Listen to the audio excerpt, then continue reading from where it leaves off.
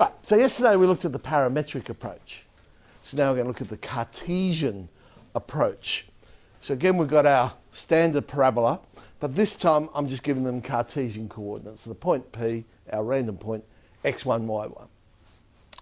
To find the equation of the tangent, we still obviously got to do the same thing. We've still got to differentiate it. So however you choose to differentiate it, whether you do it implicitly or whether you do it like this with the finding our derivative, x on 2a. But now we're at the point x1, whatever that x coordinate happens to be. So the derivative of that point is x1 on 2a. So we know the slope of the tangent is x1 on 2a. Point slope formula. And then rearranging it. Now, you'll notice I haven't put the final answer in y equals mxb or anything like that. I've written it a specific way.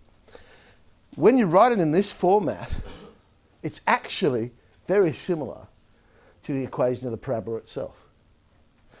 Notice the parabola is x squared equals 4ay. We've got x times x1. Well, imagine the little 1 wasn't there. X times x, x squared. So in other words, in the x squared, you replace one of the x's with the coordinate itself.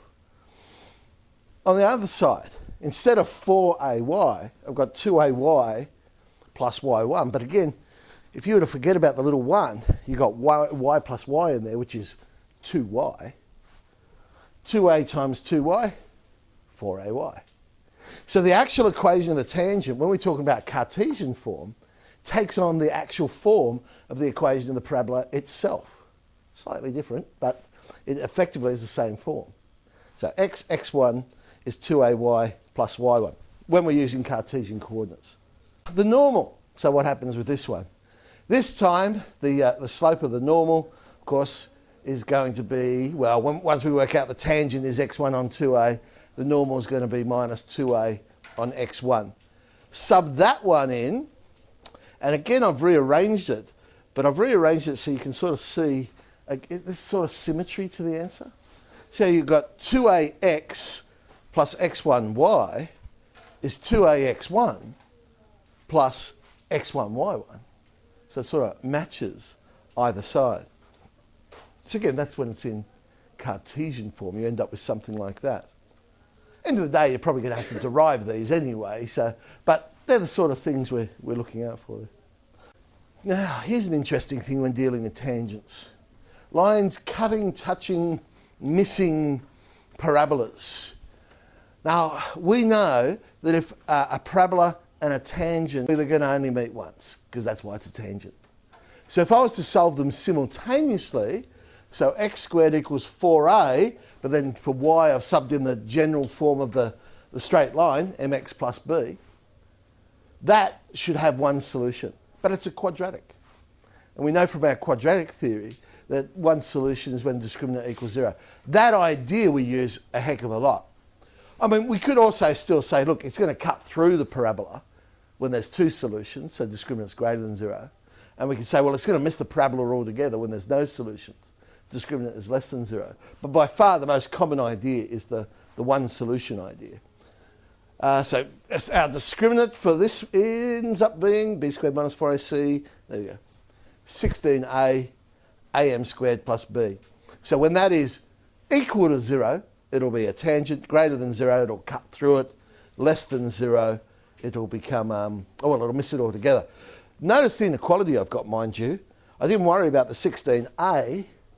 Remember, a is just a constant, it's the focal length. So I can divide both sides by 16a, and I've just got the am squared plus b. That becomes the key part.